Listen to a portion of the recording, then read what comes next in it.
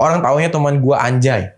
Yes. Anjay. Walaupun banyak orang yang bilang benci sama gue, tapi alhamdulillah kebencian orang terhadap gue itu, gue tidak melanggar hukum. 2014 gue 5 juta kehabisan uang, makan nasi garam di warteg sampai ngutang. Gue nyetirin orang jadi Uber pernah, gue jadi driver artis pernah, sampai gue pacaran sama salah satu artis besar lah anaknya. Bisa nyetirin mobil apa nggak? Bisa, padahal ya nggak pernah gitu kan. Biasa mobil Avanza, mobil saya pendek.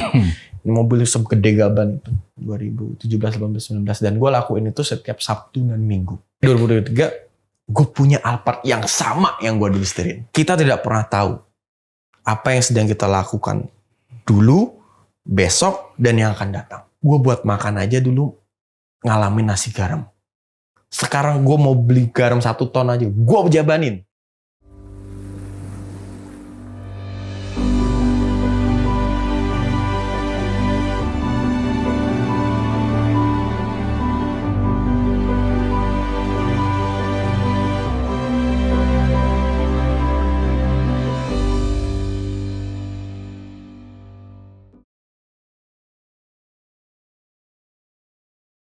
Assalamualaikum warahmatullahi wabarakatuh. Salam sejahtera manusia-manusia kuat di luar sana. Welcome back to my channel. It's all begin from here. Lutfi Aghiza. Sebelum mulai kita duduk Vincent dulu biar ikutin tren. Oke. Oh gitu. Duduk Vincent. Oh, dari pertama udah begini soalnya. Oh udah gitu. Biar kalau kata orang sekarang tuh duduk ala anak skena. Skena. Yeah, biar skena agak FOMO. Iya, biar agak FOMO gitu. Alright. Kevi, thank you buat kehadiran waktunya, meluangkan bisa duduk di sini, masya Allah, feel honor.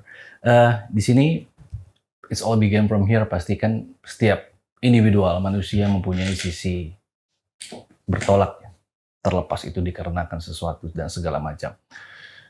You feel free to asking me anything. Jadi di sini bukan dikarenakan ku duduk dalam kursi hostku yang selalu bertanya, tapi Lutfi bisa menanyakan apa aja. Siap. It's all begin from here. Ada gak kira-kira satu kisah yang menurut Lutfi nih sangat inspiratif buat Lutfi? Yang membuat Lutfi harus tetap bergerak. Gak bisa mundur karena ada beberapa orang yang Lutfi bawa dalam gerbong belakang kan?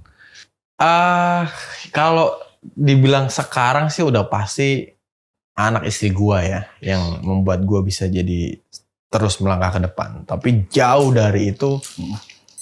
Perjuangan yang luar biasa tuh diajarkan oleh ayah dan ibu gua. Ayah dan ibu gua berhasil di tahap memang pada saat dulu ayah tuh menjabat sekda, sekretaris daerah. Ya salah satu orang kuat lah di kota gua itu. Tapi ibu gua selalu mengajarkan dan ayah gua mengajar bahwa harta yang dimiliki oleh keluarga itu akan habis. Tapi ilmu dan mental itu tidak akan pernah habis. Itu yang selalu diajarin. That's why pas almarhum ayah gue meninggal di usia sangat gue kecil waktu itu kelas 3 SD. Kelas 3 SD, ijazah lulus SD gak pernah ada bokap, yang lainnya pada diambilin bokap nyokapnya gitu kan. SMP, SMA sampai gue S1 gue gak pernah ada bokap. Karena dinas. Karena sudah meninggal. Iya, dari kelas 3 SD. 2004. Oke. 2004. Itu gue kelas 3 SD. Maaf ya. It's okay, gak apa-apa. Tapi dari sebelum gue kelas 3 SD, bahkan kakak-kakak gue selalu diajarin bahwa harta akan habis. Tapi mental sama ilmu tidak akan pernah habis. Nah, dari situ gue memutuskan untuk meninggalkan semua harta fasilitas dari orang tua gue. Yang sudah diikuti sama kakak-kakak gue. Okay. Kakak-kakak gue semua ngerantau. Dari Semarang keluar. Lutfi berapa bersaudara? 4. Lutfi nomor 4. Oke. Gue yang terakhir. Bontot berarti ya? Yes. Kakak gue ada yang dari usia SMA kan atlet. Yang pertama. Yang kedua dia kuliah keluar. Yang ketiga kuliah terus keluar ke Jakarta. Dan gue lulus SMA keluar ke Jakarta. Gue tinggalin semua fasilitas yang ada di Semarang. From zero nih ya? From zero. Oke. Gue ke Jakarta bawa cuman ransel isi mungkin 7-8 style baju lah. Untuk 1 minggu ke depan. Bawa uang cuman 5 jutaan atau 5 juta. 2014. Oke. 2014. Gue datang ke Jakarta. ngekos cari tempat yang ya 500 ribuan dulu masih ada tuh 2014 ya. ya kan. Di daerah Lenteng Agung, Oke, Jagakarsa. LA. Ya, Lenteng Agung. Di situ start semua kehidupan seorang anak laki-laki itu. Yang bernama Lutfi Agizal. Yes. Oke. Dulu SD sampai SMA gue adalah anak laki-laki yang dibesarkan oleh orang tua dengan segala fasilitasnya. Tapi semenjak gue 19 tahun, gue melangkah dari kaki gue dari sisa fasilitas itu dong. Dan tidak pernah pulang ke Semarang. Sampai detik gue berhasil makan 1 bulan tanpa harus mikir baru gue mau pulang.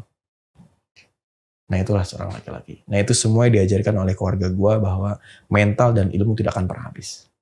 Dan Dari situ. itu start di 2014. 2014. Bawa ransel, Bawa ransel. isi 8 setel baju, Yes. memilih tempat di Lenteng Agung. Yes. Setelah 2014 tiba di Jakarta, tepatnya di Jagakarsa Lenteng Agung tersebut, ada gak hal-hal yang terjadi yang menurut Lutfi ini sih gila ini?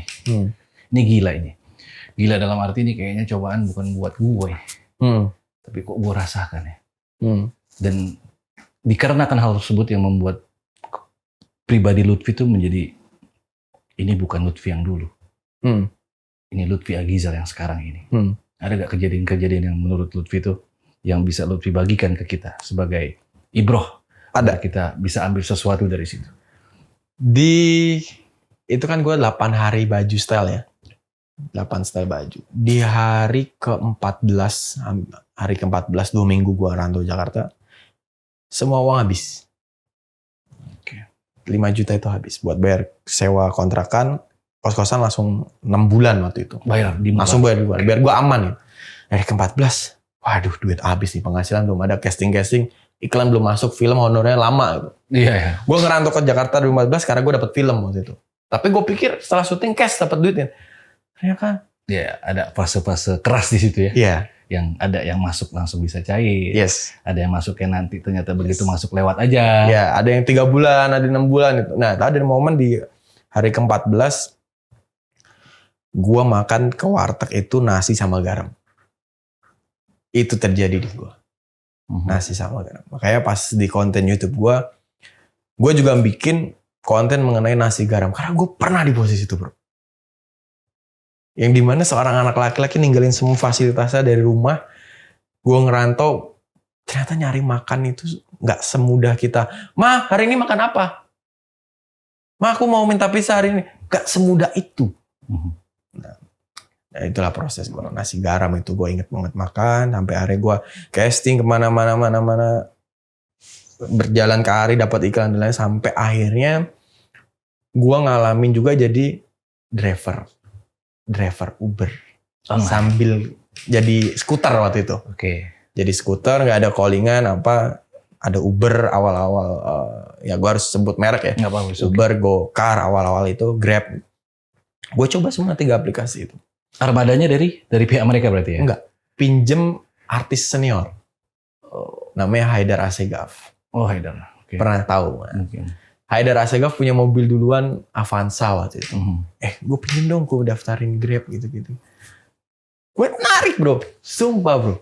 Gue narik Grab. Ya gitulah. Terus hidup di jalan kita tahu. Dan sampai gue pernah jadi supir sewa untuk artis ke Bandung. Waktu itu istrinya siapa? Mario Reval siapa? Oh Marcelino Reval. Oh, Marcelino Reval. Istrinya siapa? Dewi Rizar. Rezer. Dia nggak tahu. Kalau dia kan sempat nyewa driver mobil sama mobilnya. Dia syuting film di Bandung sama Gading waktu itu.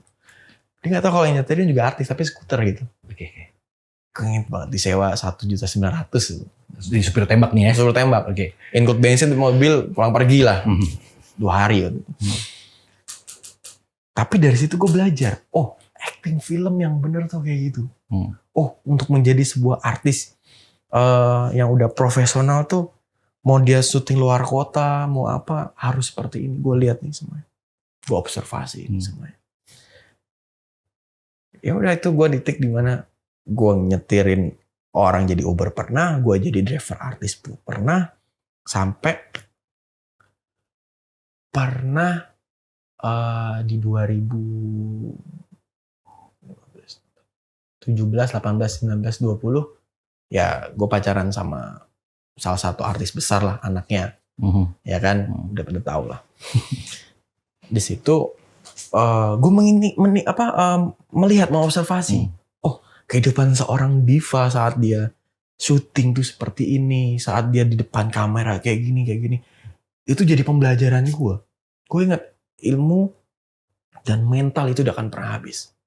Tapi kita harus isi terus, jangan stuck di situ. Gitu. Lu pernah dapat ilmu ini, itu nggak akan pernah habis. Tapi kalau lu isi terus, lu juga nggak akan pernah kenyang. Itu ajaran bokap gue tuh. Gue lihat, oh seorang artis diva kalau lagi manggung gini, oh cara dia berdiplomasi dengan klien-klien gini, oh cara ini gini. Gue lihat, gue nyetirin mobil Alphard. Wah seneng tuh. First time tuh ya? First time. Bisa nyetirin mobil Alphard nggak? Bisa, padahal ya nggak pernah gitu kan. Biasa mobil Avanza, mobil cc pendek. Mobil segede gaban itu. 2017, 18, 19. Dan gue lakuin itu setiap Sabtu dan Minggu. Yes. Tapi gue nggak mau dibayar sama artis diva itu. Ya karena kan orang tuanya pacar gue ya waktu itu ya. Masa gue terima duit dari orang tua pacar. Oke. Ya kan. Gue di situ cukup terima dari pelajaran yang gue dapat di situ. Karena pada dasarnya waktu itu atas dasar mohon maaf ya istriku, aku harus menceritakan ini semuanya. Atas dasar suka dengan anaknya kan kita berharap semua hubungan pasti ujungnya bagus ya kan. Nah orang tuanya di Sabtu Minggu itu nggak ada supir karena Sabtu Minggu supirnya off. Ini nggak ada di semuanya nih, cuman di lu nih bro. Luar biasa. Gue menyatakan ini bro. Lutfi Agizah. Tapi gue juga harus terima kasih sama, gue harus sebut Mama Isdalia. Gue terima kasih bersama keluarganya telah mengajarkan gue untuk menjadi orang yang lebih kuat dari sebelumnya.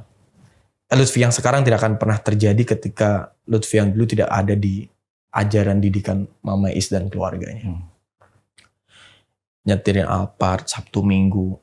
Pernah mau ditawarin, nih kak buat ini, aku bilang gak usah mah. Karena kalau aku ngambil ini berarti aku bekerja. Aku di sini melakukan dengan ikhlas. Tapi ajarin aku ilmunya untuk menjadi artis yang bisa mempunyai mental dan karir seperti Mama Is. Dan itu diajarin bos. Walaupun gue selesai hubungan dengan anaknya, tapi kedekatan dan kebaikan gue terhadap Mama Is terhadap gue tidak pernah putus. Berarti hubungan emosional itu tetap terjaga. Tetap jaga. Tapi tetap koridor ya, karena gue juga harus menghargai istri dan mertua gue. Ya ketemu beberapa kali gue tetap menghormati dia selayaknya orang tua gue. Berarti alasan lainnya kenapa Lutfi nggak mau mengambil sesuatu yang diberikan sama Mama Is itu adalah sebuah pengabdian mungkin dalam koridor seorang anak kepada ibu. Yes, karena ibu gue di Semarang. Ya jauh ya. Ya ini karena mungkin bukan jodoh ya, dan tidak jadi ibu mertua tapi jadi ibu batin lah yang pernah ada dalam hidup gue. Nah sampai 2018 terus itu gue lakuin sambil kuliah bos. Jadi pas 2014 gue lulus SMA, gue putusin stop kuliah dari Semarang, gue ngerantau, gue bilang gue akan kuliah dengan uang gue. Dan gue lanjutin, gue oleh 2015 di sarjana psikologi UP sampai 2019. Kebetulan lagi pacaran sama mantan gue yang dulu, jadi setiap Sabtu Minggu, gue sisi enaknya adalah Sabtu Minggu gue nggak keluarin kos untuk hidup gue. Karena gue ngikut syuting sama Mama Is kemana-mana, kan semua makanan disiapin apa, dan nggak ada kos kehidupan lah. Gitu. Gue lakuin terus dengan ikhlas, dengan tulus. Akhirnya ilmu itu gue dapat. Sampai akhirnya sekarang 2023, gue punya Alphard yang sama yang gue dulu seterin. Yang dulu pertama kali lu bawa. Yes. Itu magicnya luar biasa. Gue juga ngajak, ini bukan gue sombong ataupun apapun, atau keberadaan ekonomi gue sekarang ada di sini, bukan. Tapi gue menceritakan bahwa kita tidak pernah tahu apa yang sedang kita lakukan dulu, besok, dan yang akan datang. Tapi kalau kita melakukan apa yang akan kita lakukan sekarang dengan ikhlas, dengan hati yang tulus, dengan sifat belajar, dengan meningkatkan mental kita. Ketika itu tercapai, kita akan lihat, gua dulu di posisi itu, men. Gua buat makan aja dulu ngalamin nasi garam. Sekarang gua mau beli garam 1 ton aja, gua jabanin. Alhamdulillah ya. Gitu, ibarat kata. Tapi kita tidak usah menunjukkan hal itu. Tapi kita ingat, gue pernah di posisi itu. Nyetilan apel orang. Gue punya apa? Before 30. Ngalamin pindahan rumahnya Mais sama keluarganya, kan pernah pindah tuh punya rumah baru yang lebih besar. Dengan nilai yang MM-an lah gitu. Wah gila ya. Jakarta MM-an nih. Dan gue punya rumah sekarang. Buat anak gue. Gak cuma 1. Lebih lagi. Alhamdulillah. Masya Allah. Kok bisa gitu? Gue track back gak ketemu. Ini secara akal logika gak ketemu. Matematik di dalam sini gak ketemu. 2014 gue 5 juta kehabisan uang, makan nasi garam di warteg sampai ngutang. 2023 itu waktu yang singkat. Yes. More than 15 tahun. Gue bisa dapetin itu. Kenaikan apa yang terjadi kita adalah ketika kita ikhlas menjalankan sesuatu dan pencapaian itu kita terus lakukan, ikhlas, dan akhirnya, dan goalnya gue bisa sebagus ini keadaan gue berubah semenjak gue menikah. Semenjak menikah? Ya. Gue gak tahu nih, ini gue adalah tipe orang yang hijrah atau tidak, gue gak tahu, bos. Tapi yang gue rasain adalah semakin kita ikhlas menjalankan sesuatu dengan tujuan yang baik, kita beriringan dengan agama, versi masing-masing. Ada yang orang menjalankan sampai sunnahnya, ada orang yang menjalankan wajibnya aja, ada yang menjalankan dengan baik, ya balance. Semua akan dibukakan. Semua akan dibuka? Semua akan dibuka. Pada waktunya? Pada waktunya. Gue nikah pun, itu luar biasa. Gue bilang sama mertua gue. Mertua gue salah satu orang yang dipandang di BUMN lah, mertua gue. Gue bilang, gue gak punya apa-apa. Gue cuma punya mobil, gue cuma punya tabungan sekian, ini. Gue buka semuanya. Secara matematika, buat uang gedung habis di Jakarta, pernah dengar nggak kalau di sosial media, buat biaya nikahan berapa ini 500 juta atau M? Itu beneran terjadi di gue. Hampir 1 M lah gue habis buat nikahan. Dan itu angkanya nggak ketemu sebenarnya. Tapi ada aja. Itu yang gue harus sampaikan dalam kesempatan ini. Nggak semua orang tahu. Orang taunya teman gue Anjay. Yes. Anjay. Dan itu semua ngalir begitu aja. Tapi strategi Anjay gue adalah satu break even point kalau gue tuh selama ini skuter, bos. Selebriti kurang terkenal. Skuter? Iya dong, kita harus akuin.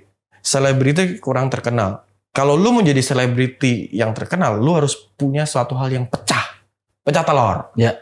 Entah itu prestasi, entah itu sensasi, entah itu kontroversi. Gue cari nih. Gue dari 2014 sampai 2020 gini-gini aja nih. Naik enggak, turun enggak nih? Naik enggak, turun enggak, enggak dihargain, orang enggak ada yang kenal. Gue pengen gitu suatu saat dikenal orang, tapi ya udah, yang penting orang, oh ini Lutfi mukanya kayak abang lah. Siapa yang nggak tahu abang? Ya kan? Pasti kan abang pernah turun poinnya ada pecah telur di mana. Nah, itu gue mikir tuh apa? Kalau gue bukan pecah telur, pecah semuanya udah. Pecah semuanya. Gue pecah telur di situ. Ya alhamdulillah. Walaupun banyak orang yang bilang benci sama gue, tapi alhamdulillah kebencian orang terhadap gue itu, gue tidak melanggar hukum. Ada orang yang membuat kontroversi, kayak gue harus sebut nama karena itu terjadi ya. Ferdinand Paleka, itu sama viralnya bareng gue.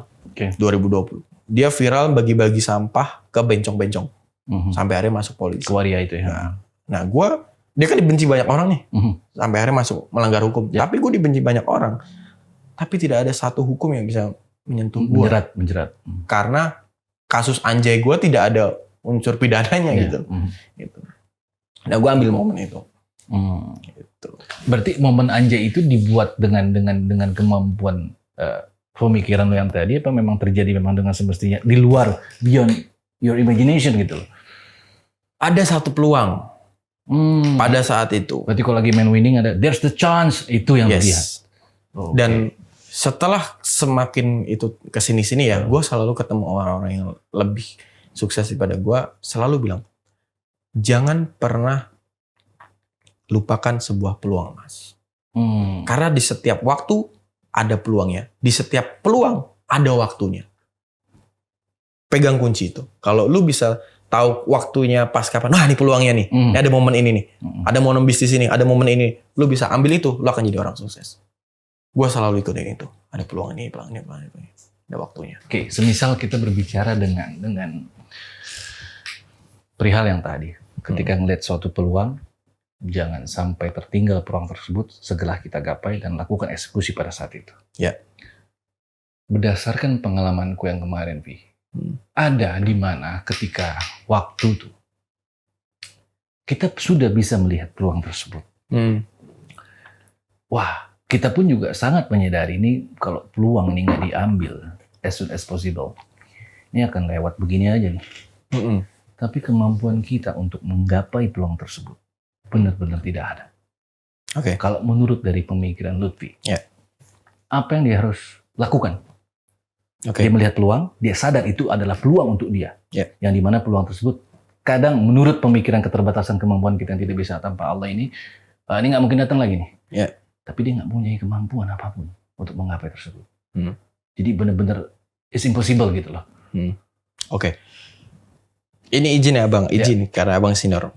Semua orang punya kemampuan. Yes. Jadi aku kurang setuju dengan kata-kata tadi, setiap peluang orang itu tapi misalnya nggak punya kemampuan. Yang benar adalah di saat ada peluang, orang itu mau atau tidak. Ketika dia mau, artinya dia tidak jadi orang yang tidak malas. Tapi kalau tidak mau, dia akan jadi orang yang malas. Ketika dia mau dan jadi orang yang tidak malas, artinya dia akan mencari cara bagaimana apapun untuk bisa mengetahui hal itu. Contoh, gue nggak bisa acting Bang dulu Bang. Tapi kemauan gue sampai belajar apa dulu? Jadi supirnya Dewi Rezer. Gue lihat Gading acting. Lu perhatikan dengan seksama tuh. Kemauan kan? Oke. Tekad. Ya same word lah. Gitu. Gak ada kemampuan, gak ada ilmu, tapi gue belajar. Gue lihat, oke, ini gini. Nyetir Alphard. Kembali lagi, gue nggak bisa nyetir mobil itu gede banget, fiturnya banget. Tapi karena gue mau, gue yakin, cara nyalainnya ini, cara buka pintunya, gue nggak ngerti dulu. Banyak panel kayak pesawat ya. Kalau misalnya itu gue terjadi, gue harus belajar pesawat ya, misalnya tiba-tiba ada pesawat nganggur, gue harus terbang. Kalau gue ada kemampuan, gue akan coba dan gue akan cari tahu belajar gimana cara nyalain. That's the point. Berarti selagi itu masih bisa digapai, pasti ada cara untuk menggapai hal tersebut. Even pada saat itu, gue gak mampu, gue gak bisa nih pada saat itu. Sama gue main kripto juga, yang buat gue titik banyak sih dari kripto sih. Gue gak ngerti tentang kripto dulu. Tapi 2018 gue mulai belajar, gue tahu dikit-dikit gue hasil nyupirin itu gue beliin buat kripto, Bitcoin waktu itu. Beli Bitcoin. Sampai 2021 harga Bitcoin 900 juta, who knows? Naik gitu ya? Naik. Gue jual 2 Bitcoin. 2 Bitcoin? Yes, 1,8 M. Gue dapat. Yang lo beli secara kecil, pelan, step by step ya? Yes. Dan ternyata harga Bitcoin 200 juta, 300, turun lagi 180, 300, 400. Lo boleh cek di chartnya Bitcoin. Gue masih apal 2018 naik turunnya. Karena pas itu gue beli dikit, ada uang 3 juta, 2 juta hasil syuting. Gue beli. Tabung. 2021 pecah tuh. Lutfi ini termasuk salah satu manusia yang visioner, yang bisa melihat atau ada sense. No. Gue tipe orang yang mau belajar. Walaupun gue gak rajin. Tapi ada kemauan. Ada kemauan. Gue kepo orangnya. Kalau lu pernah punya temen yang suka perhatian sama kehidupan orang lain, sebenarnya orang itu cerdas. Karena dia melihat sesuatu hal yang gak penting, tapi kalau dia mengambil, ini ada peluang nih. Itu orang yang cerdas. Tapi kalau dia cuma lihat doang, berarti orang stalker doang. Gitu. Nah sama, gue gak ada yang ngajarin gue Bitcoin, gak ada yang ngajarin gue trading, gak ada yang ngajarin sama sekali, tapi gue kepo Bitcoin. Gue cari pelan-pelan, gak ada gurunya dulu. Belum ada Indra Kents, belum ada Doni Salmanan yang influencer yang bahas Bitcoin lah, belum banyak lah. Belajar pelan-pelan. Nggak tahu halving coin apa, nggak tahu kayak gitulah, belajar pelan-pelan. Terus setelah setelah kita belajar, kita mau lakuin, kita mencoba, ya hasilnya 2021 gue dapat segitu banyak ya di usia sebelum 30. Menurut gue orang yang bisa mendapatkan more than 1 billion di before 30 adalah calon orang sukses. Menurut gue. Calon orang sukses. Calon ya, masih calon nih. Masih calon. Karena lu udah bisa melewati 1 miliar pertama di sebelum 30. Chance-nya ya kembali lagi, lu punya target berapa. Karena nggak semua orang bisa punya uang 1 miliar sebelum 30. Nggak semua orang. Betul.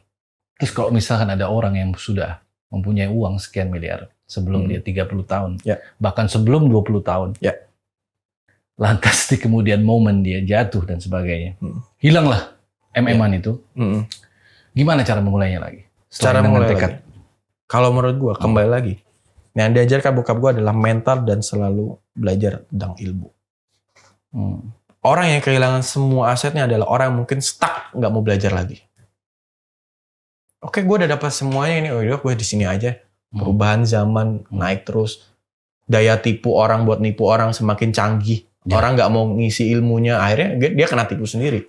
Ya kesalahannya dia nggak punya mental yang selalu diisi, dia nggak punya ilmu yang selalu mau diisi. Karena kehidupan selalu nambah, bos. Ya. Mau itu teknologi, ilmu, pertemanan, social life. Selalu bergerak maju. Selalu bergerak maju. Orang-orang yang gagal adalah menurut gua, bukan selain takdir dan rezeki dari Allah, tapi secara visioner dan keadaan realita adalah orang yang nggak mau terus menambah ilmunya dan tidak mau mengembangkan mentalnya. Lu punya uang 10.000, mental lu sama orang yang punya 1 miliar, 1 juta beda. Yes. Orang punya 10.000, lu tibani 1 juta. Kalau dia nggak punya mental, uang 1 juta ini nggak pakai buat apa-apa. Habis gitu aja besok. Buat beli LC lah, buat karaoke lah, buat apa. Iya kan? LC apa tuh ya? Ya, buat karaoke terus Oh, ada oke, LC gitu kan. 1 juta habis itu. Oke. Tapi kalau orang yang punya 1 juta dengan mental yang punya 1 juta, Beda. 50% buat saving, 30% investasi, 20% buat apa, 10% buat life. Nah, itu harus dijaga. Harus di-maintain ya. Harus dijaga dan terus harus update. Menurut gua ya. Dan itu gua lagi terus istiqomah insyaallah di situ. Karena Pengharapan Lutfi ke depan yang menurut Lutfi ini gua harus sampai ke titik itu yang belum terrealisasi untuk saat ini. saat ini Apa? pengen jadi anggota dewan. Anggota dewan. Yes. Kenapa ingin menjadi anggota dewan? Kenapa? Menarik nih. Ya, aduh, ini tapi ini mulai politik nih. Iya. Tapi gue nggak bisa nyebutin partainya apa ya. Oh, Jangan ya, kita lurus aja Kita ya. hanya visi misi aja, tipis-tipis aja. Gua kenapa pengen jadi anggota dewan? Entah kapan gue nggak tahu. Yes. Bukan besok gue ikut nyalek ya, bukan ya.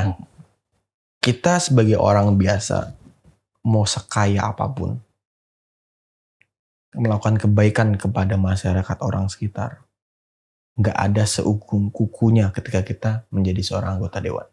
Why? Kebijakan, anggaran yang dimiliki satu negara ini, kalau kita dengan basic orang baik, kita bisa bantu satu Indonesia. Gak usah jauh-jauh deh. Satu dapil kita misalnya provinsi mana? Jakarta. Dia DKI Jakarta. Jakarta atau Jawa Tengah, se-Jawa lah. Dengan kebijakan kita, satu Jawa orang sejahtera. Tapi kalau lu menjadi seorang sekaya apapun, misalnya konglomerat siapa ya? Yusuf Hamka, maybe. Yusuf Hamka. Dia tidak bisa memuliakan satu Jawa dengan kemampuan dia bersedekah ya. Asetnya dia triliunan, kemampuan sedekah dia mungkin 10 miliar satu bulan. 10 miliar tidak bisa mensejahterakan satu Indonesia, satu Jawa. Tapi seorang orang yang duduk di kursi DPR, satu kebijakan tanda tangan yang benar, satu Jawa sejahtera. DPR. Ya. Dewan Perwakilan Rakyat. Yang benar. Yang nggak benar, dengan tanda tangan dia, satu Jawa melarat, satu anggota dewan, dan satu fraksi untung banyak. Tapi jika lo memang insya Allah kedepannya Lutfi mendapatkan sebuah kepercayaan, suatu izin dari Allah, Amin.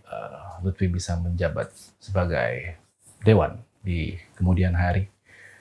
siap mengemban tanggung jawab tersebut dengan mandat yang sangat berat, dengan konsekuensi yang apapun Lutfi perbuat pada saat nanti akan dipertanggungjawabkan di yaumil hisab.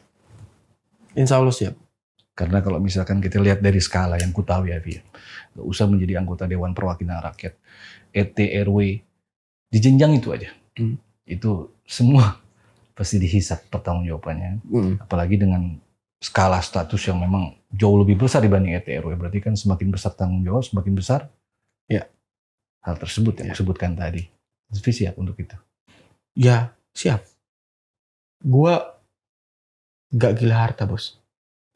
Sama sekali.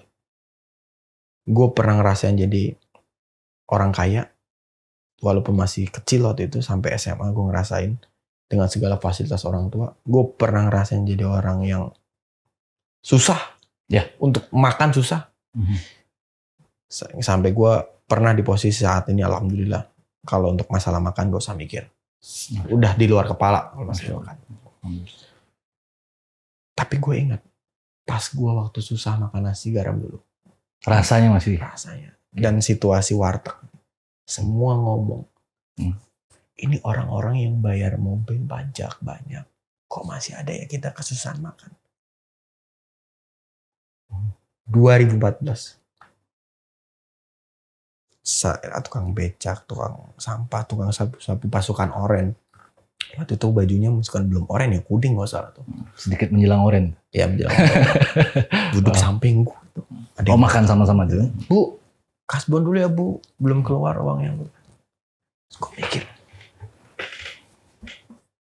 ini orang-orang kaya ada loh, bayar pajak loh. Kok masih ada orang-orang kayak gini di Jakarta, men? Apa kabar orang yang di pojok-pojok? Ya. Gue lihat, gue mulai belajar. Sekarang lihat anggaran kita buat stunting, buat sosial, buat bansos, buat ya perputaran ekonomi. Angkanya tuh bukan M, T. Oke, kemana itu larinya berarti gitu? 280 juta jiwa, koreksi if I'm wrong ya, 280 juta warga negara Indonesia dengan anggaran kalimat T. Menurut gua, nyampe kok setiap hari orang dikasih 50.000. Per individual ya? Per individual. Minimal 50.000. Kalau dibagi rata nih, anggaran 1 T aja tuh 50.000 nyampe kok se-Jawa. Dan biaya makan tuh nggak 50.000. Di warteg cuma 20.000. Ya 15-20.000. Artinya satu hari jangan sampai ada orang yang kelaparan kalau dibagi rata ya. Yes. Sedangkan ada orang-orang yang nggak butuh kan, yang udah kaya ngapain kita kasih 50.000 ya kan? Kita alokasi ke orang yang miskin. Tapi kok masih ada?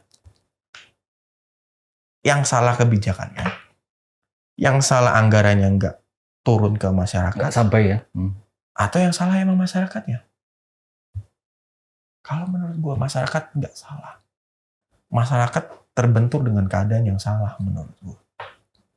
Terbentur dengan keadaan yang salah karena apa? Karena kebijakan-kebijakan yang mungkin dikorupsi lah, apalah. Presiden kita pernah bilang itu uang stunting, bla bla bla bla. Anggaran ini buat observasi, buat kunjungan, buat ini, akhirnya sampai ke masyarakat cuma beli buat 1 telur sama Indomie. Loh. Hal terjadi juga yang sama itu pernah kualami Vi pada saat kalau nggak salah itu program pemerintah yang disahkan oleh Bapak Presiden kita, Masya Allah, bantuan langsung tunai. Ya. Pernah dengar nggak BLT? Pernah. Pada saat Corona itu kalau nggak salah. Oh kan korupsi kena tuh, bansos. Jadi pada saat itu alhamdulillah memang aku mendapatkan kesempatan mendapatkan BLT tersebut atas nama ayah almarhum ayah. Di situ disuruh bawa KTP, KK dan sebagainya untuk penyuratan mendapatkan bantuan langsung tunai tersebut. Lantas kemudian alhamdulillah pada saat itu tidak menemui kesulitan yang berarti. Aku mendapatkan bantuan langsung tunai atas nama ayah. Tapi di situ ada satu kejanggalan. Kejanggalan, tapi itu suatu, kalau dari sudut pandangku pribadi ya, it doesn't make any sense gitu loh. Ada seorang ibu-ibu, mungkin kalau misalkan ibu masih ingat, ketemu pada saat di kantor pos kota pada saat itu, yang terdaftar nama si ibu ini, KTP-nya pun dia bawa, KTP-nya dia bawa, ada satu surat yang dia nggak bawa. Aku lupa itu apa. Jadi bantuan langsung tunai tersebut itu nggak sampai ke si ibu ini. Padahal setelah aku lihat KTP-nya, bener ini ibu ini. Ada satu surat entah kakak atau apa. Lantas orang yang bekerja di kantor pos tersebut bilang begini, maaf ini tidak bisa sampai ke ibu, tidak bisa aku cairkan dikarenakan ada sebenarnya satu surat kok nggak salah yang tidak bisa dilengkapi. Ku lupa itu karena hilang atau nggak dibawa dan sebagainya. Lantas nggak sampai BLT tersebut. Si ibu ini sempat, aduh bang, nggak kepadaku aja via, tapi ke beberapa orang di depan si ibu ini. Aduh gimana ya kok ini nggak cair, padahal ini nama saya dan sebagainya. Saya sampai ngutang loh ke tetangga di rumah saya untuk ongkos Buat datang ke sini. datang ke kantor pos. Jadi kalau nggak salah dulu itu memang ada beberapa rukun tetangga yang mewakilkan dia membagi sendiri untuk warganya. Jadi dititipkan sama si rukun tetangga ini RT. Jadi di fase berikutnya masyarakat yang terdaftar untuk pengambilan BLT harus datang ke kantor pos terdekat sesuai dengan domisili KTP. Nah si ibu itu dapat. Kalau ku jadi petugas yang ada di sana, kalau aku nih Via, ini kan benar-benar dia butuh orang ini. Ya, semisal ada satu surat yang dia nggak bawa atau yang hilang dan sebagainya, tapi ada satu kertas yang mengidentifikasi bahwa ini orangnya dan dia yang ngambil. Kalau aku cukup coba ibu nyanyikan lagu Indonesia Raya. Kasih. Yes. Ibu ini lahir di Indonesia. Tapi itu tidak bisa kalau lu tidak menjadi seorang anggota dewan. That's why. Makanya cocok Birokrasi. lagi nih. Iya, Oke, ku sambungkan ke sana kan. kalau misalnya itu gue misalnya ya, gue udah menjadi anggota dewan Yes. RI misalnya. Entah kapan. Entah kapan. Dicatat loh ini. Ya entah kapan, kita nggak tahu. Iya, semisal jadi dicatat loh ini. Insya Allah, amin. Oke. Entah kapan, nggak tahun ini, nggak tahu periode kapan, kita nggak pernah tahu. Allahu a'lam. Allahu a'lam. Gue akan memangkas birokrasinya dengan simple aja. Sesimpel apa? KTP kan udah elektronik, Yes. udah e-KTP. KTP. KTP sudah ada ya. Yes. Artinya satu nik, satu muka kan di KYC kan pas buka foto. Mana ada orang muka foto mukanya orang lain. Permuk gitu ya. Kita aja buka HP cuma bisa kita doang. Ya. Kecuali kembar. Kembar juga bisa air scanner ya. Iya. Oke. Suntik aja dana bantuan langsung terhadap nomor KTP masing-masing. Apa gunanya Bank Indonesia kalau tidak bisa membuatkan rekening dengan satu nik? Luar biasa. Simpel kan? Anggaran stunting berapa? 200.000 per orang. Masukin ke nik mana yang tergolong orang-orang yang membutuhkan. Serot. Dan itu harus dimasukkan ke decentralized atau ke blockchain kripto misalnya. Di blockchain kripto itu cuma produk ya, blockchain sistemnya. Nah, sistem pemerintahnya harus dimasukin blockchain supaya ketika bantuan kapanpun itu dilakukan semuanya bisa terlihat pampang nyata. Oh, gue terima 200.000 tanggal 9 jam sekian. Oh, dana ini keluar tanggal 9. Transparan blockchain. Sama Itu harus bisa dilakukan. aku agak note nih kalau misalkan terjadi lagi insya Allah sih jangan sampai terjadi lagi pandemi seperti ini karena memang meluluh lantakan semua sektor termasuk aku yang mengalami hal tersebut. Jadi BLT itu Vi, aku mendapatkan kalau nggak salah di putaran 6 dan 7 yang dijadikan satu, jadi pembelajaran jadi pencairan tersebut 2 jadi 1. Semisal 300 satu kali digabung jadi 600. Tapi aku tidak mendapatkan BLT tersebut di putaran sebelumnya. Oke. Aku tanya wajar gak sama petugas yang ada di sana? Bisa dicairkan nggak yang kemarin? nggak Jawabannya udah bisa, nggak Pak. lewat, Udah kena pemutihan. pemutihan. Ya, itulah. Nggak masuk sama matematika.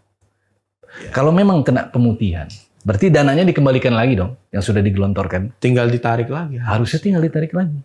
Dan itu pada saat ku datang ke sana, ternyata ada beberapa orang yang juga mengalami hal yang sama. Iya bang, gue juga sama bang. Ku juga baru terima yang ke-6 ke-7. 1, 2, 3, 4 ku tidak mengetahuinya. Terlepas itu dikarenakan memang kurangnya informasi rukun tetangga ke masyarakat sekitar ataupun apa, ku nggak ngerti juga lah ya permasalahan itu. Tapi itu yang masih mengganjal. Kenapa nggak bisa dicairkan? Ya karena birokrasi. Karena birokrasi. Ya, ini siapa tahu nanti di politik 2024 kan pergantian presiden ya kan, karena waktu yang sudah harus diganti kan ada pilpres. Semoga siapa tahu capres-capres yang melihat video ini terinspirasi untuk memangkas semua birokrasi yang ada di pemerintahan. Berkat Aji Yusman. Mohon maaf, Bapak Lutfi Agizal atas izin dari Allah. Oke Lutfi, ini ku lemparkan pertanyaan ini dari kacamata masyarakat biasa. 2 pertanyaan. Apa yang tidak dipunyai Indonesia saat ini? 1. Kedua, apa yang Indonesia butuhkan ke depannya? Wah, berat ya ini ya. Nah, ini pertanyaan menurut aku yang sebagai masyarakat Indonesia yang melihat tentang Indonesia seperti ini sekarang ya.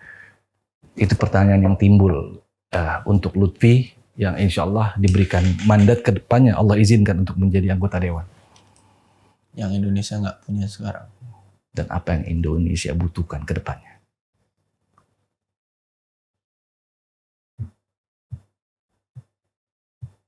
Text time, feel free. Karena ada beberapa, ini nggak menyerempet ke politik ya, nggak. Ya, gue takut ngomong nanti dibilang orasi 2024 dar. Enggak, ini kan adalah sebuah pemikiran dari seorang individual yang ingin melangkah ke depan, mungkin posisinya seperti yang Pak Lutfi informasikan. Tapi pernah kulihat salah satu orang Indonesia pastinya lah ya, dia figur. Tapi ketika ditanya sama seorang yang luar biasa, nggak berhasil menjawab pertanyaan tersebut. Padahal dia pada saat itu ingin mendeklarasikan diri dia sebagai ini, sebagai itu. Gue tahu ya. Gue tahu. Gue tidak mendeskripsikan siapapun ya, tapi gue melihat itu. Oke, gue bisa jawab itu. Yes, sure. Yang nggak dimiliki Indonesia sekarang adalah transparan birokrasi. Ketransparanan. Teknologi udah memberikan sebuah transparan. Ada namanya blockchain. Blockchain semua orang dari ujung kanan tanpa ada hierarki bisa melihat. Okay. Kenapa pemerintah tidak melakukan itu? Oke. Cuman anggaran paket. Terlalu banyak birokrasinya. Satu birokrasi dengan pakai nik, kebutuhan apapun desentralized di situ. Problem solve. Seharusnya. Okay. Tapi sekarang udah mulai dilakukan. Pajak pakai nomor nih. Udah. Oke. Semua pajak pakai nomor nih. NPWP sekarang nomor nih.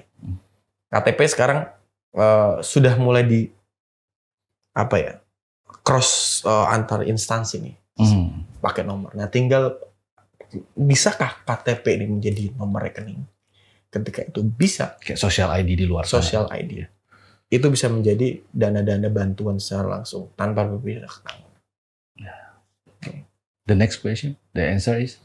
Yang Indonesia sudah punya sekarang. Yang Indonesia butuhkan ke depan. Yang Indonesia butuhkan sekarang. Ya, karena 2024 bentar lagi kita butuh pemimpin yang melanjutkan yang sudah baik.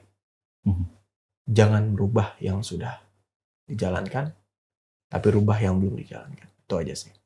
Itu aja. Gue nggak mau poros ke satu capres ya, gue nggak mau. Ngeri juga. Terlalu risky ya. Terlalu risky. Iya.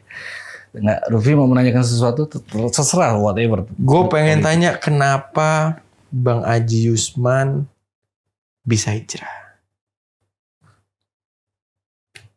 Sesimpel itu aja. Insyaallah. Pada saat selepas, aku lupa ya, menjelang atau selepas viral kemarin, yang sampai saat ini sebenarnya aku masih mencari-cari. Gini, alhamdulillah, Masya Allah, kemarin itu aku melihat sesuatu yang berada dalam penglihatan aku, Vi. Dan aku merasakan sesuatu rasa yang aku rasakan pada saat itu. Tapi, sungguh sampai saat ini, aku tidak bisa mencari kata-kata yang tepat. Belum mungkin. Yang bisa menjelaskan apa yang kulihat, menginformasikan apa yang kurasa pada saat kemarin. Yeah. Ada kata-kata tapi ku bilang ini nggak pas, ini menurunkan dari rasa tersebut, dari penglihatan tersebut. Kadarnya diturunkan sama kata-kata itu nggak pas. Contoh semisal begini, ketendang kaki Lutfi sama aku. Sorry Vi, sorry. Sama Vi, maaf. Kenaan yang mana? Even sama. The meaning of the word sorry is maaf. Yang kedua. Maafkan. Nah, itu yang masih ku cari sampai saat ini. Tapi turn point apa yang buat lu hijrah? Itu gue bertanya tuh, kenapa lu mau hijrah? Karena hampir beberapa orang yang hijrah gue tanya, jawabannya cuma agama. Menurut gue butuh jawaban yang di luar agama juga. Logis. Karena hidup kita gak cuman agama, karena kita juga bukan pendakwah. Kecuali kita pendakwah, hidup full untuk agama, berdedikasi untuk agama. Tapi kan abang bukan seorang pendakwah. Yes. Gue butuh jawaban yang non-agamawis. Gue gak tahu ini agama. Apa gitu? Gue gak tahu ini agama atau bukan ya. Karena kemarin itu, Vi, sebelum kejadian viral, sebelum ku jatuh, tersungkur, kejelembab, terlentang, pelepak, ku percaya dengan kapasitas kemampuan pikirku. Ku percaya dengan kemampuan apa yang ada di badan ini yang sungguh sebenarnya ini hanya sebuah titipan. Ada sombongan. Akhirnya aku jatuh. Pada saat ku jatuh, terlepas ini aku. Karena hukum tabur tuai, hukum dan sebagainya, dan sebagainya. Kebaikan pasti balik, kebalasan yang baik. Buruk pasti kebalasan yang buruk. Terlepas dari itu semua. Aku nggak tahu ini masuk ke dalam ranah agama atau tidak ya, logis atau tidak, tapi sungguh ini yang terasa pada saat kemarin, mana yang kau Tuhankan selain aku. Sesungguhnya akulah Tuhanmu, dan aku pula yang akan menolongmu. Oke. Jawaban itu yang bisa aku berikan ke Lutfi. Masih agamawis buat gue. Tapi itu yang terjadi. Tapi gue berharap gue juga akan hijrah. Tapi sedefinisi gue, hijrah adalah sesuatu hal yang berpindah dari tempat sebelumnya ke tempat yang baru. Tempat yang baru harus lebih baik dari tempat sebelumnya. Definisi orang sukses hijrah. Tapi hijrah menurut definisi gue yang saat ini gue pahamin ya Bang, adalah perpindahan dari titik A menuju titik B dengan konotasi adalah kenapa kita pindah? Karena tempat yang lebih baik. Oke. Secara agama, gue sudah menemukan jawabannya dan gue sudah menemukan gurunya. Tapi secara duniawi, gue belum menemukan jawaban kenapa gue harus hijrah. Bukan berarti gue di sini melakukan sebuah hal yang haram ya, bukan. Tapi gue pengen lebih baik. Tapi secara jawaban duniawi, gue tanya abang yang sudah hijrah, gue masih belum ketemu. Kenapa kita hijrah? Sedangkan abang bilang, saat gue hijrah, gue ngalamin kejatuhan dan lain-lain, bla bla bla bla bla. Sebelum lu hijrah di tempat ini, lu tidak merasakan suatu hal yang sakit. Apakah itu salah satu hal yang gagal juga dalam hijrah? Karena kehidupan kita jauh lebih buruk dari sebelumnya. Secara duniawi. Secara agama, gue yakin lu lebih baik. Karena lu sudah memutuskan untuk hijrah secara agama. Kita nggak bisa meninggalkan hijrah. Bukan kita, gua nggak mau nanti dibilang penista agama lah. Gua nggak bisa meninggalkan semua keadaan hidup gua, tanggung jawab hidup gua. Ketika gua hijrah full, ini terlena, agama gua sangat dekat. Sekarang gua masih works balance. Agama, gua menjalankan wajibnya, berusaha tidak meninggalkan wajibnya. Kehidupan, gua balance. Ada orang minum, mohon maaf, gue harus jujur. Ada orang minum karena social life, mungkin klien gue atau apa.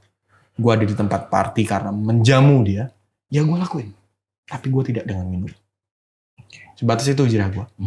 Tapi kalau gue sih berat, gue nggak mau nyentuh itu. Tapi kita gue nyentuh itu, misalnya ada klien dari luar negeri atau apa yang gue harus jamu, gue nggak lakuin itu, tender gue gagal. Gagal dong. Klien gue dari luar datang dengan nilai kerjasama sekian. Yes. Bro, kita udah deal nih bro, ice breaking bro. Oke, gimana? Tapi gue tidak minum. Tapi dengan gue kemana itu mengikuti dia, menurut gue masih dalam koridor yang jauh dari agama. Karena kan kita jelas dilarang. Memfasilitasi, membawa, mengikuti. Kalau UIT itu mengedarkan, menyiarkan, memiliki, mentransmisikan suatu hal yang dalam internet. The same thing ya? Ya, sama kan? Kalau gue hijrah, secara dunianya gue belum ketemu jawabannya itu. Oke, ku jawab itu dari pengalaman pribadi aja, Vi ya. Ku dulu memang peminum, tanya Ibu. Yes, I know it. Peminum parah yang sampai di mana titik megang muka aja nggak bisa, nggak ada rasa kulitnya udah. Ya. Saking nggak burnout-nya ya. Lantas banyak orang bilang percuma lu sholat tapi lu minum juga, lu sholat, lu zina juga dan sebagainya. Kalau yang kuterapkan pada saat itu, istiqomahlah dalam sholat. Even kan hidup step by step, nggak bisa 5 kali dalam sehari. Cobalah untuk 1 kali, naik, cobalah 2 kali, 3 kali. Alhasil, masya Allah, alhamdulillah, syukurilah yang ku rasakan saat ini. Bisa tanya sama bapak kameramen kita, sudah dibuktikan istiqomahnya sholat. Dengan sendirinya lambung ini nggak bisa menerima minuman itu tadi. Oke. Lingkungan? Ku minum bir 1, itu keluar lagi langsung. Oke. Karena aku nggak lepas sholat ini. Oke. Ku nggak percaya kalau misalkan bilang, oh percuma lu sholat kalau lu masih minum. Istiqomahlah dalam sholat. Insya Allah nanti Allah ciptakan cara dengan sedemikian rupa caranya Allah yang si hammer itu nggak bisa masuk kembali ke badan. Oke. Dikeluarkan lagi. Oke. Kalau gue sih udah nggak mengkonsumsi. Oke. Tapi kebutuhan ekonomi yang gue harus ada di tempat itu. Just a place, Yes. not drink. Iya. Oke. Kan kalau secara hijrah, mungkin gue secara agama sudah menemukan jawabannya. Tidak boleh dan lain-lain. Tapi secara dunia, ini anak istri gue butuh tendernya ini nih. Oke. Ya. Berarti masuk dalam koridor no sacrifice, there is no victory. Ya. Oke. Itu gue belum nemu jawabannya. Yang akhirnya membuat gue saat ini gue balance. Tapi gue tidak meninggalkan wajibnya. Just it. Orang yang hijrah, wajibnya sudah pasti tidak tertinggal. Sunnahnya dilakukan dan istiqomah. Nah, gue belum di tahap itu. Karena ketika gue udah belajar istiqomah wajib, gue udah belajar sunnah, tapi gue masih memfasilitasi misalnya tender dan jalan, ya, entertain, ya gitu lah. Even lu nggak minum, tapi Even orang gua yang nggak. minum dari fasilitas privilege Cuma tadi. gue ngapain ngelakuin sunnah? Bukannya orang yang sudah mengetahui hal itu dosa dan dia masih melakukan dosanya 10 kali, Pak. Ya. Itu gue takut. Makanya gue jalanin wajibnya dulu. Saat ini. Ya mungkin ini salah. Ini gue ya. Ini gue. Ini Lutfi. Ini gue. Gitu. Ini gue. Apa adanya. Dan gue bertanya kepada orang yang sedang hijrah dan sudah hijrah. Siapa tahu gue bisa ngikutin. Aku juga sebenarnya tidak berani dalam menyandang menerima predikat hijrah itu, Lutfi. Karena sama mungkin seperti Lutfi yang kulakukan sekarang, ku lakukan wajibnya dulu dengan baik, dengan benar, sesuai dengan tuntunan Islam yang ada. Baru sisanya qobliyah, badiyah, sunnahnya dan sebagainya. Tapi kalau misalkan Lutfi bertanya dan masih menunggu jawaban akan itu, yang ku bisa bilang sementara ini berdasarkan apa yang ku rasakan, yang ku lewati, yang ku jalankan sekarang saat ini adalah tetap menjalankan kewajiban yang tadi. Terus istiqomah. Nanti Allah akan memberikan petunjuk melalui rasa. Walaupun bolak-balik. Yes. Makanya aku tidak percaya. Percuma lo minum dan sebagainya. Kalau masih minum, percuma sholat. Aku nggak percaya. Sholatlah istiqomah. Nanti Allah ciptakan sebuah cara yang indah. Yang badanmu lagi tidak bisa menerima hamar tersebut. Itu yang ku alami saat ini. Bir yang paling rendah. Ya, masuk, keluar lagi. Medis bilang, "Mah, belum makan. Tapi kenapa ku minum kopi bergelas-gelas? Cabai begitu pedas, nggak naik." Bisa dijelaskan dengan medis. Ya. Seharusnya kok yang namanya mah medis. Ya. Cabai, kopi, apalagi dan sebagainya. It's same thing, bro. Harusnya naik dong. Kenapa ini cuma hammer yang naik? Hari ini sudah ke 5 gelas kopi. Tapi 1 botol ya kau kasih kopi, ku minum. Keluar lagi. Oke. So, berarti lu sudah melakukan yang terbaik secara wajibnya dan berusaha sunnahnya, walaupun lu sometimes kembali dengan keadaan yang dilarang di situ. Sometimes. Ku masih bergaul dengan orang yang suka minum. Ku masih hidup di sekeliling orang yang suka minum. Tapi ku tidak memusuhi mereka. Karena ku yakin ketika hidayah Allah berikan, hak prerogatif Allah. Allah memberikan hidayah tersebut. Mau lewat mana? Mau dalam keadaan dia mabuk.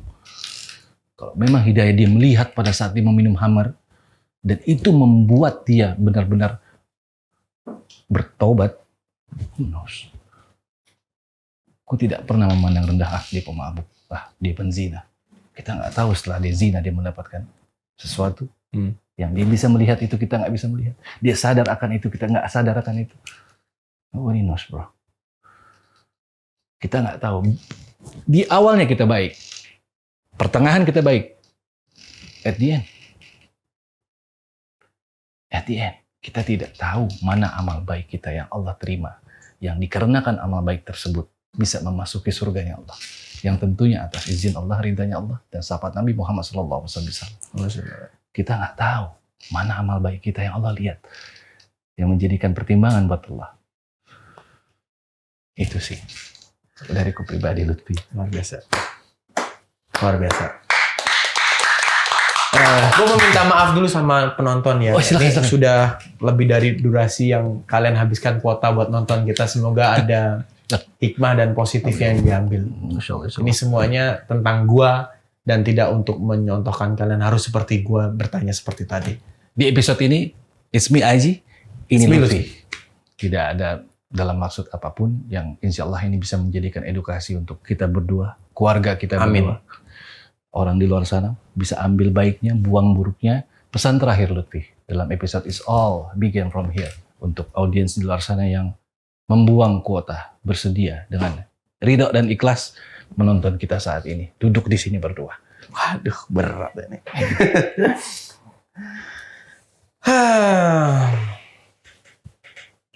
Jadilah orang seperti kupu-kupu. Walaupun dulunya adalah seorang ulat, orang yang menjijikkan, yang dipandang sebelah mata, tapi dengan proses, ulat itu akan menjadi kupu-kupu yang indah. Sama persis dengan manusia. Dengan proses yang keras, dia akan menjadi manusia yang indah pada waktunya.